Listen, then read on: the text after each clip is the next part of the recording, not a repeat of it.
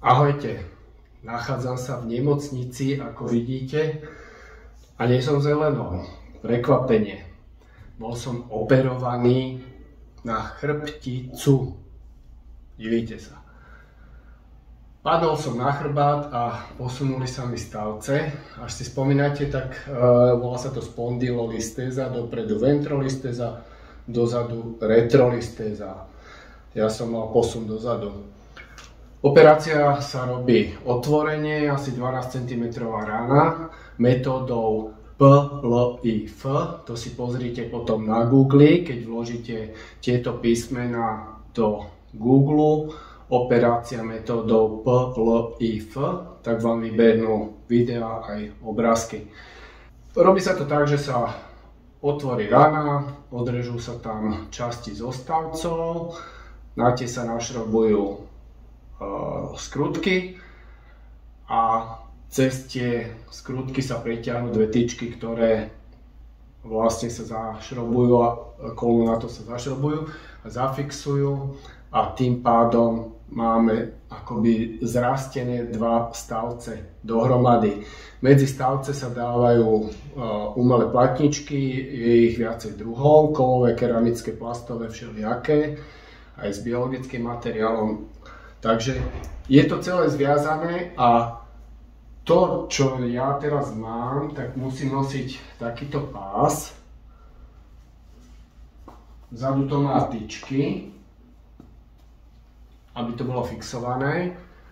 A chcem teraz vám popísať vlastne, ako to prebehlo celé.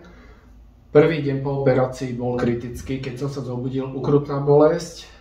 Ale ustupovalo to. Samozrejme infúzia s protibolestivými látkami a dá sa na prvý deň po operácii po 2 hodinách obracať v posteli. Dokonca sa po 4 hodinách dá postaviť.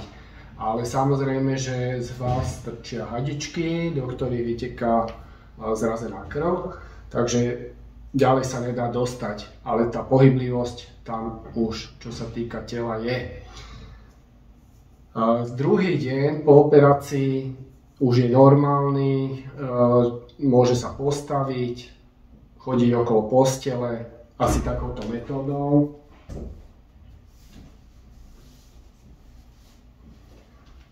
Sú robené cviky na posteli, v ľahu, cievna gymnastika, pokrčené kolená, päta, špička a tak ďalej. A tretí deň je dnes, takže vidíte, jak sa nachádzam. Ale super, môžem robiť drepy, všetky možné pohyby, kolena dvíhať hore dole. Bolesť je asi 5% na tretí deň, takže je to úplne super. Čo sa týka ďalších záležitostí okolo, tak je set. Set nemôže byť až po 4 týždňoch, je set na normálnej stoličke.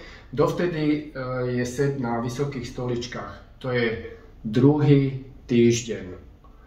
Čiže dovtedy sa dá len opierať o stenu, keď sa je, alebo pri vysokom stole nastoja to jesť.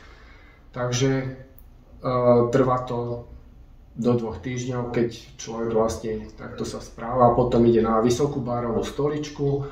No a od 4. týždňa už sa dá normálne sedieť za stolom, samozrejme nie dlho. Takže sedy sú zakázané do 4 týždňov. Na posteľ sa ide na brucho, jedna noha hore dole, druhá noha hore dole, takisto sa aj schádza z postele. Čiže je to vyvýšená posteľ, tuto ide ľahko, keď už budem doma, tak sa ide cez kolena na posteľ. A čo sa týka záchoda, takže na WC sa chodí úplne normálne, hneď po operácii sa dá ísť za 4 hodiny na záchod. WC má vyvýšený nadstavec, takže treba si ho zobrať aj domov po operácii. Prepláca to poisťovňa, aj tento pás, čo mám na sebe, prepláca poisťovňa. No a dá sa teda normálne toaleta spraviť na tom vyvýšenom bez problémov hneď pár hodín po operácii. Bolesti, ak som hovoril, sú minimálne tretí deň. A čo sa týka do budúcna, tak športy, všetky okrem kontaktných a raketových športov a lyžovania. Bicykel, plávanie, chôdza, turistika, beh po mäkkom, všetko je dovolené. Riziko je pádu na bok alebo na chrbát na tvrdú podložku. Vtedy by sa mohol ten nejaký šrob uvoľniť, tá skrutka. Alebo eventuálne, až by bola osteoporóza v stavci, by praskol stavec. Takže tie pády sú tam veľmi nebezpečné, preto nie kontaktné športy.